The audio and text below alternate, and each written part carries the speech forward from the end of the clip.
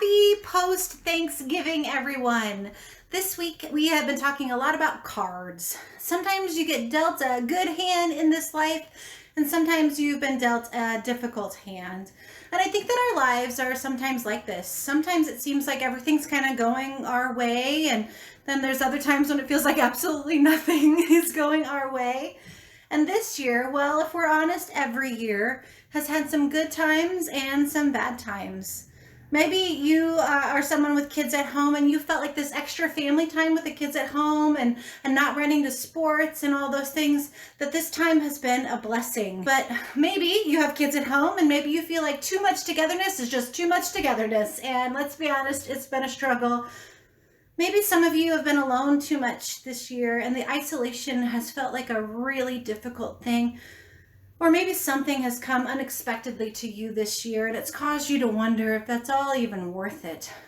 Certainly this year, we have felt like we maybe got a bad deal. And we want to shout out, when we look at our cards that we've been dealt this year, we want to shout out, this is not fair. When I was a kid, it was really important for me to feel like things were fair. I am the oldest of 4 kids. I have a younger brother and 2 younger sisters. And in our family, our parents did a really good job trying to keep things as equal as possible, as fair as possible, probably just to honestly avoid arguments.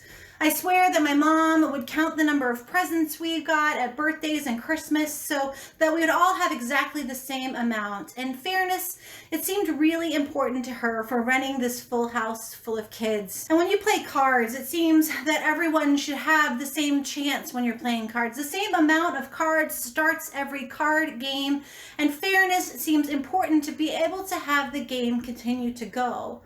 My siblings and I, we argued over card games, always thinking that someone was cheating if they ended up with a better hand in the game. And everyone who's ever raised kids or knows kids has heard them yell, "That's not fair." Well, let's be honest, probably every single day as a mom, I've heard, "That's not fair," yelled in my house. And our usual response as parents or as caregivers is, well, life isn't fair. And it seems to me that we carry this idea of fairness all the way into our adulthood too. We at least have a desire for things to be fair, for things to work out equally. Like when we find out what our colleague makes per year and we measure it to ours, we may yell, "That's not fair." Or when we watch immigrants coming into our country from away from war and oppression in their own country, we may think that's not fair. Or when we look at the circumstances of our life and we compare it to the others that we see walking around, to our neighbors, we may think that's not fair. We think that what we put out there should come right back to us. Look, I'm a good person. I do good things. Don't I deserve goodness to come right back to me? We look at rules and laws and rights of people and we think that people should get what is fair. We think that they should get what they have deserved or earned. And if someone has harmed us, we also think that they should get what's coming to them as well. You see, what we're looking for is not really fairness. It's karma.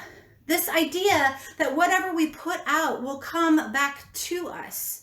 We demand that they get what's coming to them, and we look at our cards and we say, look, this is fair. This is how things should be done. You see, I think at the center of our world is this idea of karma. You know, what you put out comes back to you, or an eye for an eye, or a tooth for a tooth, or in physics, what goes up should come down, or every action is met by an equal and opposite reaction, or you reap what you sow, or whatever you put in is what you're going to get out. And we're sold this idea from a very, very early age. And I'll be really honest with you, it's built into most of the world's religions, and it's built into our American society. Now, Jesus, in the book of John in the Bible, he's confronted with a blind man. And this man has been blind from the time that he was born. And his disciples, Jesus' disciples, they understand this karma thing, this fairness quotient. And they look at Jesus and they ask him, they say, "Rabbi, who sinned? Was it this man or his parents that he would be born blind?" And Jesus looks at his disciples and he says, "Neither this man or his parents sinned, But this happened so that the works of God might be displayed in him. And after Jesus said this, he spit on the ground and he made some mud with his saliva and he put it on the man's eyes. And he told the man, go and wash in the pool of Siloam. This is a word that means sent. And the man went and washed and he came home able to see. You see, the world and us people and the disciples, they want to explain why this bad thing happened to this man born blind. I mean, surely it must be because he sinned or because he broke the rules or that his parents sinned. Surely it must be fair that he ended up with blindness and other people didn't end up with blindness. This must have happened for a reason. Surely he got what was coming to him, or at least his parents did. But you see, Jesus just doesn't play by our rules. Jesus doesn't play by this you reap what you sow kind of stuff, or this eye for an eye kind of stuff, or it needs to be fair kind of stuff. Jesus just doesn't see it that way. Instead, Jesus offers something completely different from karma. Jesus offers grace. Grace to heal the man's blindness. Grace to overcome the unfairness. Grace that doesn't say you get what you deserve. In fact, grace says the opposite. Grace says you get exactly what you don't deserve. Which in my case, and in the disciples' case, and in the blind man's case, and probably in your case, this is some very good news. Because I don't know about you, but I've done a lot of stupid stuff in my years. And I've done some things that were just mistakes, but then there's been other things that I did or didn't do on purpose. Yeah. And if the world was going to be fair and I got what I deserved, I think that I would be in a big mess if I got karma. But you see, grace, that's something different.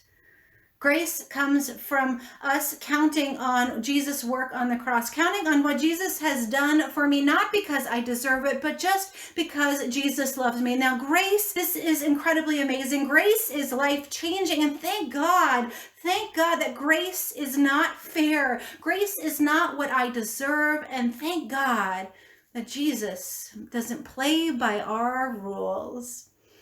If you know someone who could use this message of grace today, somebody who's been feeling like they've been dealt a rough hand this year, would you do me a favor? Would you go ahead and share this on Facebook? And would you go ahead and tag them in the comments so that they know to watch it? And if you're somebody who's joining us on YouTube, would you go ahead and hit the bell and subscribe? And if you're joining us on cable access, we are so honored that you are here. Would you invite a friend to join you? Thanks for joining us tonight. I lay me down, I'm not my own. I belong to you alone. Lay me down, lay me down. 1, 2, 3, 4.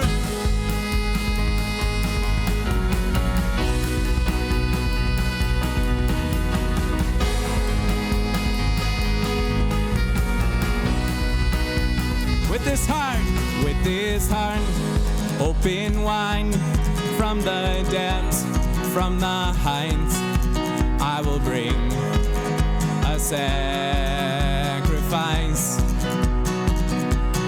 With these hands open wide, hear my song, hear my cry, I will bring a sacrifice. I will bring a sacrifice.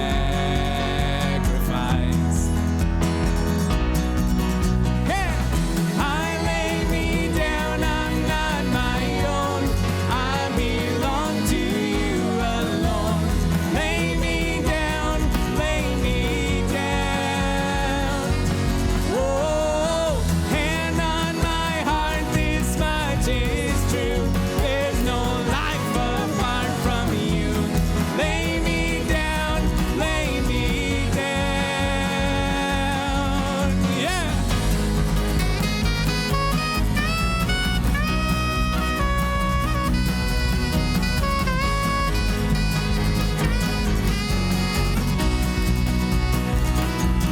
Letting go of my pride, giving up all my rights take this life and let it shine, shine, shine.